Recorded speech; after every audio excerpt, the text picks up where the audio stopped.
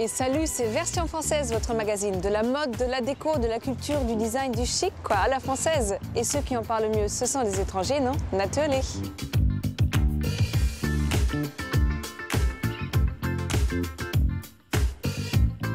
Focus sur une maison d'exception, l'atelier Bizet nous ouvre ses portes. Kamel Menour, galériste et chouchou des artistes, est notre invité du jour. Visite aujourd'hui dans la ville rose de Toulouse. Fête impériale, une jeune marque inspirée par la talentueuse créatrice Laura Gauthier-Petit. Mais tout de suite, point de vue, un regard affûté sur les nouveautés stylées de la semaine. Chic, Version Française, c'est maintenant.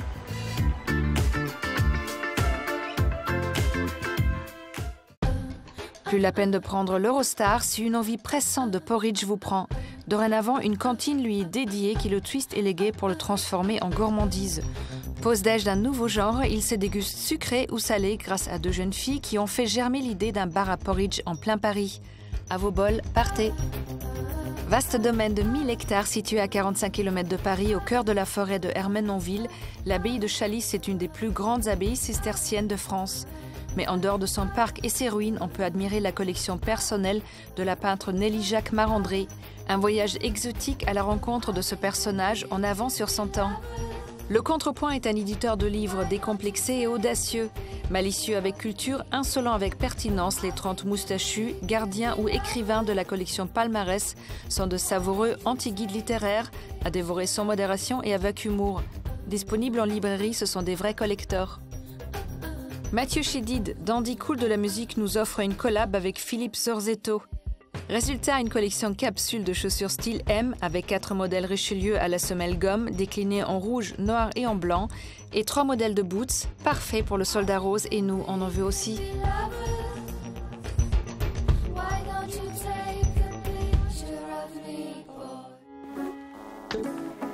Atelier Bizet, des ouvrages délicats et fragiles pour les créateurs de mode, c'est notre focus dentelle du jour.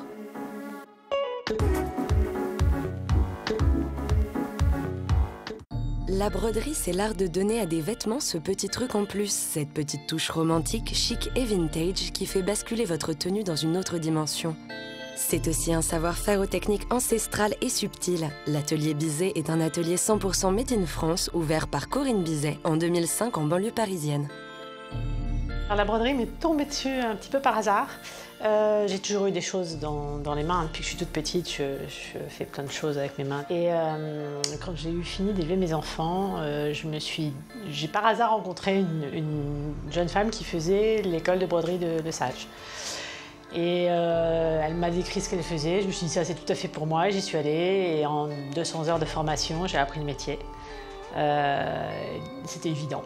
Voilà. On peut clairement dire que Corinne Bizet est passionnée par son métier. Quand on lui demande de nous dire ce qu'est la broderie, elle nous répond: vous avez une robe très jolie, bien coupée, magnifique, mais vous mettez de la broderie dessus et c'est le rêve. Tout l'ornement du vêtement qui va magnifier. C'est le rêve, c'est le rêve. Voilà. Et ce rêve, il repose sur un savoir-faire complexe et un grand nombre de techniques de broderie. Par exemple, en va-et-vient à l'aiguille. Si vous regardez de près, vous voyez, on rabat la petite queue de en mousseline, on la coud et hop, on repart de l'autre côté. Voilà. C'est une technique de broderie. Et ça fait un volume très joli. Ça, c'est destiné à être le dos nu d'une robe de mariée.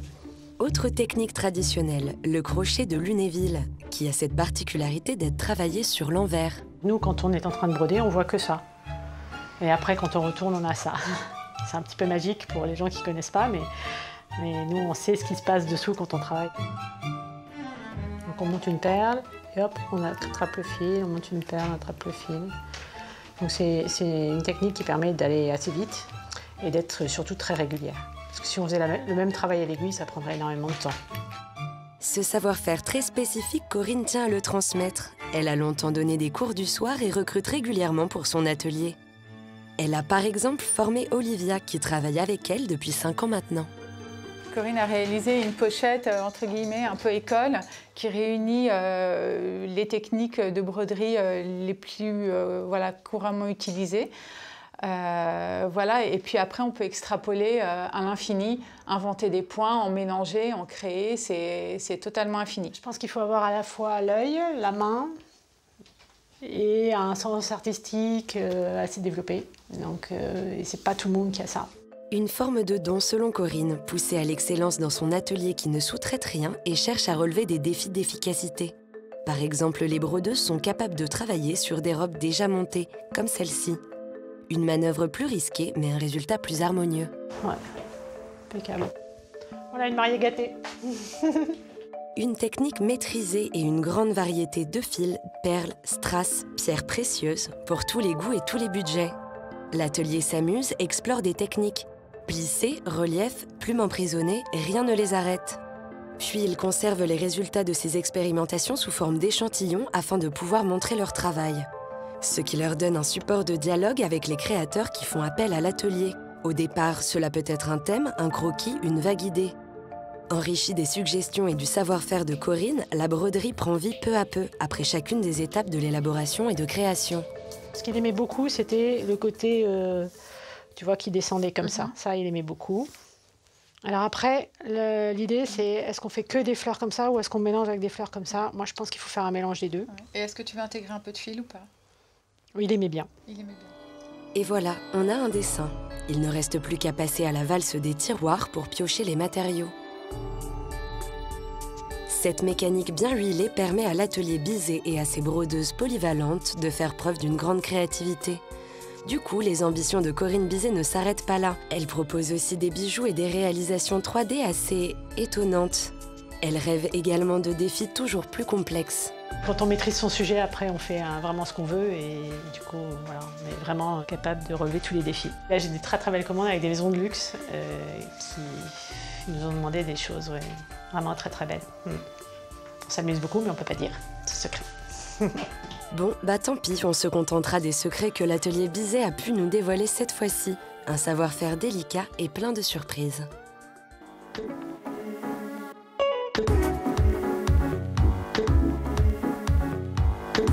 Le personnage admiré et courtisé par la planète art, le galériste Kamel Menour, nous reçoit à l'occasion de sa prochaine expo Monumenta.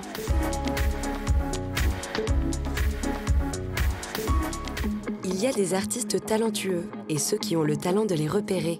Kamel Menour est ce dernier. Aujourd'hui à la tête d'une des plus prestigieuses galeries d'art contemporain de la capitale, l'histoire de Kamel avec l'art a pourtant débuté presque par hasard. En fait, cette sensibilité à l'art est venue sur le tard.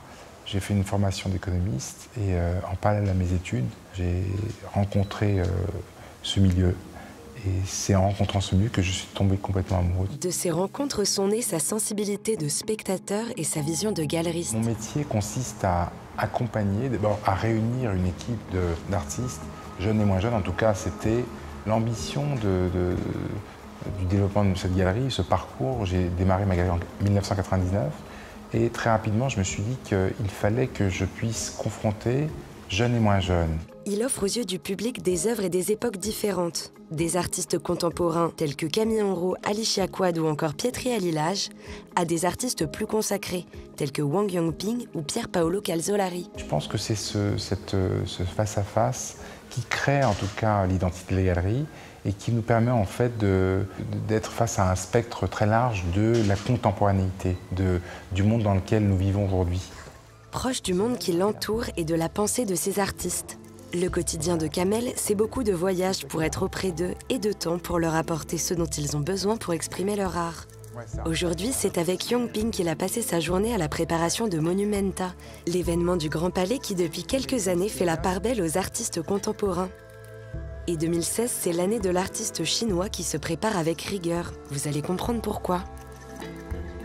L'artiste a installé une maquette au 20e qui lui permet en fait de se familiariser de plus en plus. Ça fait donc 1 an et demi qu'il a constitué cet ensemble qui est vraiment l'exacte copie de ce qui sera installé dans quelques temps au Grand Palais. Donc on peut déambuler en chaussettes dans l'espace et envisager ce que pourront ressentir les personnes, les visiteurs qui découvriront son œuvre. C'est un projet pharaonique, c'est les travaux d'Hercule.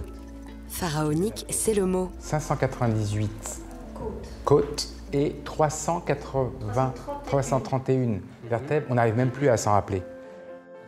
C'est vrai qu'on s'y perdrait, un défi technique puisque les 254 mètres de longueur et les 29 mètres de hauteur de l'œuvre vont complètement s'intégrer à l'espace du musée. Et le rôle de Kamel est justement de permettre à son artiste la réalisation de son rêve initial. En 2006, je crois, il avait participé à cette exposition de la force de l'art et dans l'espace du Grand Palais, il avait déjà pensé à cette œuvre. Et donc, c'est là où en fait on voit la vision, les perspectives des grands artistes. Ils ont des sortes de fulgurances qui permettent à nous, citoyens, amateurs, passionnés ou pas passionnés, de regarder notre société. Et c'est ce qui est très très intéressant et très important pour moi. Et à l'approche de l'échéance, il y a toujours des choses à régler pour que tout soit prêt le jour J. On ne fait pas n'importe quoi, c'est pas un stade de football où on arrive comme ça avec des sacs et qu'on dépose. Là, il a fallu en fait se concerter avec les architectes, avec les gens de la Réunion des musées nationaux, dans un temps très très imparti et très très court. Hein. C'est en 10 jours qu'on doit installer ça. Donc c'est très difficile. Mais en fait, grâce à toute cette équipe, grâce à la galerie, grâce aux personnes de la Réunion des musées nationaux, on va y arriver. On y est d'ailleurs. Un exercice auquel Kamel est bien rodé. Le Grand Palais, il le connaît bien. Car Wang Yangping n'est pas le premier de ces artistes à avoir été choisi pour Monumenta. Avant lui, Yanish Kapoor, puis Daniel Buren ont investi le célèbre musée d'art contemporain. Une preuve que Kamel a le bon feeling sur les artistes à suivre. Je fais beaucoup de visites d'ateliers. On me propose plusieurs artistes. Je les fréquente et quand il se passe quelque chose qui n'est absolument pas décryptable finalement. Il se passe quelque chose face à quelqu'un et on a envie de participer à cette création. Eh bien nous, on espère que des coups de cœur, il en aura encore plein d'autres à nous faire partager.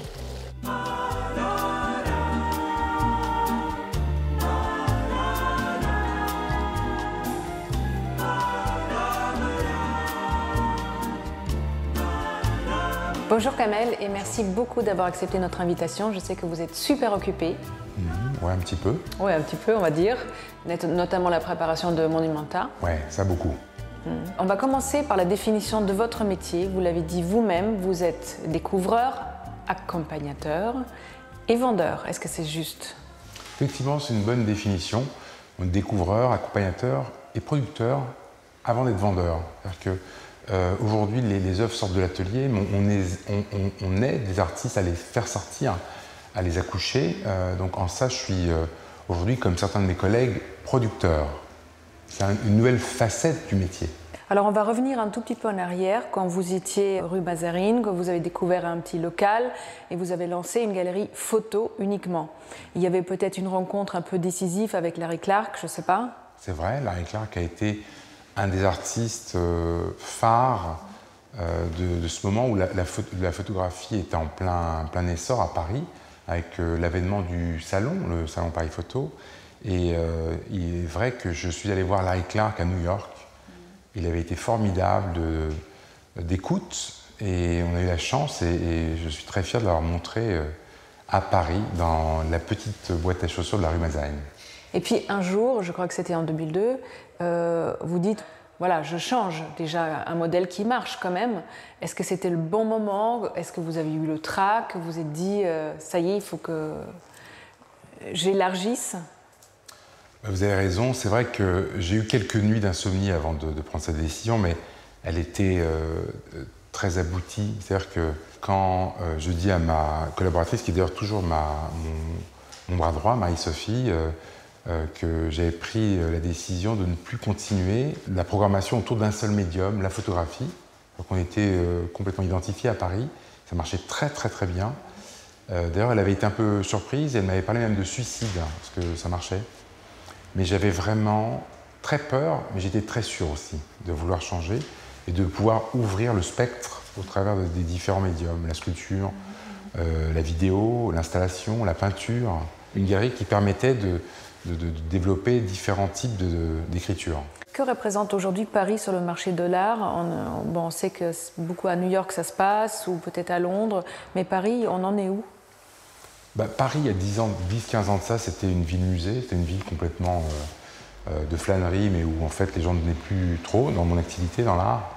En fait, les gens gardaient l'image de la mode, de la gastronomie, mais très peu de l'art. Et en fait, depuis une dizaine d'années, avec les nouveaux musées, avec la FIAC, avec peut-être de galeries dont je fais peut-être partie, il y a un renouveau. D'ailleurs, j'ouvre un troisième espace rive droite, donc je crois vraiment à la ville. Je crois beaucoup à Paris. Kamel, et pour finir, une rencontre, la dernière, sauf celle de Young-Ping bien sûr, la dernière qui vous a ému énormément avec un artiste? Une des jeunes artistes que nous défendons à la galerie, qui s'appelle Camille Enrault, que je suis depuis une dizaine d'années, qui a été une toute jeune artiste, elle avait 26-27 ans.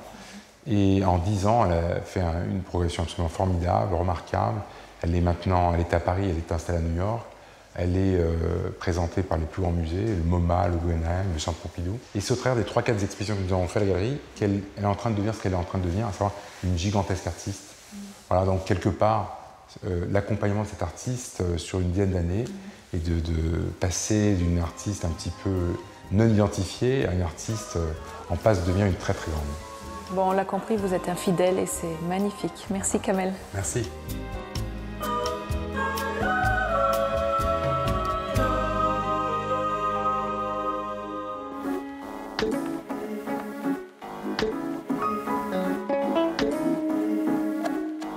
Un repérage à Toulouse à travers l'œil averti de la blogueuse Elodie.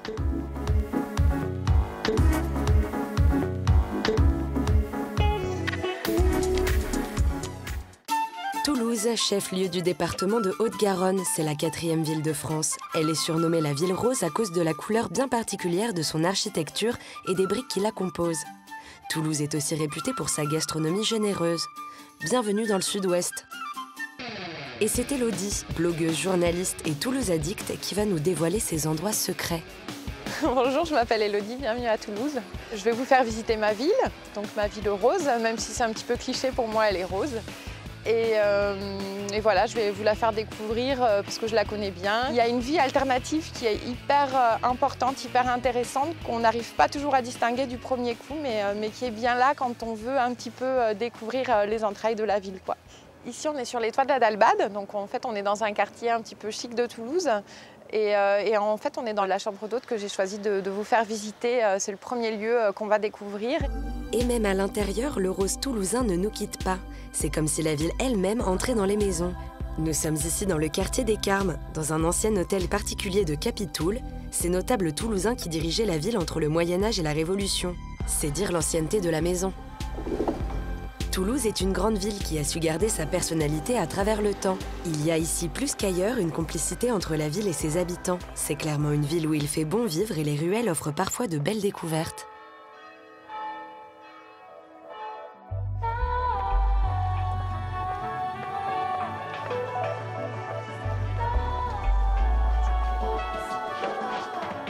Direction maintenant la cathédrale Saint-Cernin, au cœur d'un quartier populaire où a récemment ouvert un restaurant très stylé qui fait figure d'ovni dans ce quartier pas encore branché. Dans les cuisines, le chef est gallois et il a un talent fou, mais ça c'est Elodie qui aura la chance de le juger.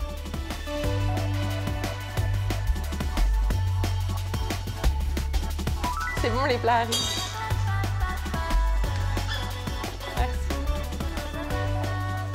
J'ai déjà goûté ça en fait, le thon cru juste laqué là, avec des graines de sésame. Alors ce que tu viens de manger là, c'est un petit œuf de caille. On l'a préparé façon English breakfast un petit peu. Donc un joli pain brioché qu'on a juste imbibé d'huile de cèpe. Ici c'est notre version du thon tataki. Donc c'est un filet de thon rouge qui a juste été snacké, pané aux graines de sésame.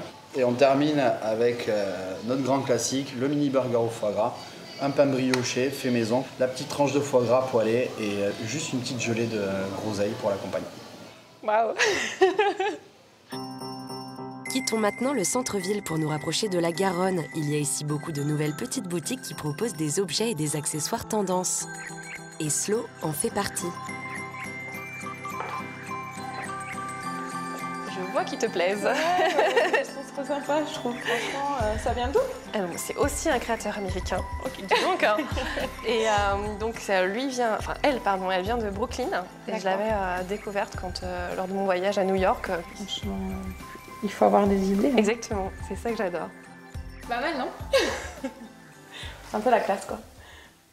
La boutique s'appelle Slow.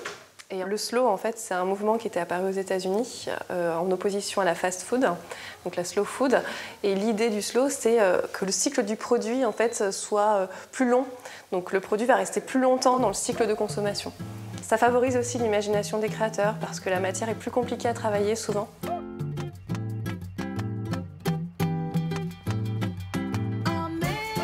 Bon ben voilà, la journée se termine sous le soleil toulousain. J'espère que la balade vous a plu, on a vu plein de choses et j'espère aussi que ça vous aura donné envie de venir nous voir dans la Ville Rose. Bye bye.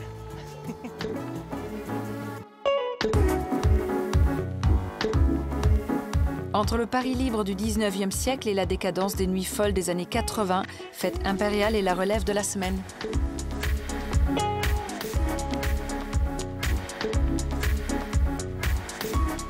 Laura Gauthier-Petit a lancé Fête impériale en 2015, une marque de vêtements pour femmes qui mélange les époques et les styles. Après une expérience à Londres en communication digitale, cette passionnée d'histoire et de mode a voulu créer des vêtements qui lui ressemblent. Et pour découvrir son univers, il suffit de mettre un pied chez elle. Déco soignée, amour du tissu, moquette colorée par ses soins, objets vintage, bibliothèque style 19e, peinture murale et pan albinos empaillés. Oui, l'univers de Laura est riche et rempli de chats. Retour sur la genèse de ce projet très personnel. J'ai toujours aimé dessiner et depuis petite, ma grand-mère a eu une grande influence sur moi, notamment parce qu'elle était passionnée d'histoire de l'art et de couture, ce qui ne va pas forcément ensemble tout le temps. Et elle m'a beaucoup transmis, notamment sur l'histoire des femmes au travers du temps, et notamment le 19e siècle et la fin du 19e siècle. Fête impériale en référence à Napoléon III, mais aussi à la Belle Époque, au début de l'ère industrielle ou aux travaux haussmanniens et aux grands magasins. C'est tout ça qui nourrit les créations de Laura. Les courtisanes, enfin, sont pour elle des figures féminines très inspirantes. En fait, souvent, c'est des histoires de femmes qui débarquaient de leur province, qui parfois avaient eu des vies assez dures au départ. Et en fait, quand on se plonge dans l'histoire de ces femmes-là, il y avait des femmes avec de très forts caractères, très cultivées. Et voilà, je trouvais ça intéressant de faire une marque qui reprenne ces codes-là, plutôt au travers des imprimés, au travers de 2-3 clins d'œil, et en même temps de les mixer avec des codes très actuels, et notamment les années 80. Moi, je suis née en 81. Et quand on mélange toutes ces influences, ça donne ça, par exemple. La deuxième collection de Fête impériale, tout droit revenue dans l'atelier de Laura après un aller-retour au Japon. Et comment elle en arrive à ce résultat? Au départ de chaque collection, c'est avec une amie graphiste qu'elle dessine et élabore ses imprimés. Donc je commence chaque collection par l'élaboration des imprimés. Sur la collection Fall-Winter 16, j'avais envie de faire des choses très colorées, avec beaucoup de vert, de créer une jungle un peu européenne dans laquelle je voulais ajouter des cages, un peu en clin d'œil à la publicité des années 80 pour Chanel avec Vanessa Paradis en petit oiseau dans cette cage. Puis elle choisit des tissus qui donneront à ses imprimés leur meilleure capacité d'expression et dessine en parallèle les silhouettes des modèles. Pour les formes, elle s'inspire beaucoup des années 80 et du vestiaire masculin, avec beaucoup de coupes oversize, des balances en coupe large et très fitées. Mais avant tout, le but de ces vêtements, c'est de s'y sentir bien. Tout un processus de création réalisé dans un atelier à taille humaine. Mais Laura ne travaille pas qu'avec des tissus imprimés. Autre priorité pour elle, des matières de qualité qu'elle aime aller chercher auprès des passionnés. En dehors de tout ce qu'on appelle chaîne et trame, donc c'est monté ici. Et je travaille par contre pour la maille et pour le cuir avec des usines françaises et ou européennes en fonction des savoir-faire. Je voulais absolument travailler avec de l'angora, mais je voulais que l'angora soit éthique. Et donc du coup on a trouvé cette ferme qui est dans le nord de la France avec cette dame qui est passionnée de ces petits lapins, qui les brosse tous les jours et qui les nourrit à la granule de mimosa. Des choix éthiques et exigeants que Laura et son équipe font avec beaucoup de conviction. L'objectif de Fête impériale, c'est aussi de mettre en lumière des matériaux de qualité et des savoir-faire. Je pense qu'aujourd'hui, quand on crée une marque plutôt haut de gamme, on doit s'attacher au désir de bien faire et au fait de travailler avec de belles matières et des savoir-faire. Il y a énormément de talents dans les savoir-faire et dans l'artisanat français qui sont très peu utilisés, qui sont quasiment en voie de disparition, voire qui ont disparu. Moi, j'avais envie d'avoir une liberté en termes de production et de création, donc de créer un atelier plutôt que d'externaliser à chaque fois, et d'avoir la liberté d'aller choisir le bon savoir-faire, le beau tissu, de travailler avec des gens qui se battent pour essayer de continuer à faire vivre leur artisanat ou leur histoire ou leur usine. Dernière étape pour ces créations, l'envoi aux clientes. Emballer, c'est peser et il y a même le petit mot qui va avec. Et Laura ne compte pas s'arrêter là. Par Internet ou dans des points de vente, ces créations ont du succès jusqu'à New York et Osaka. Une passion qui n'est pas prête de s'éteindre.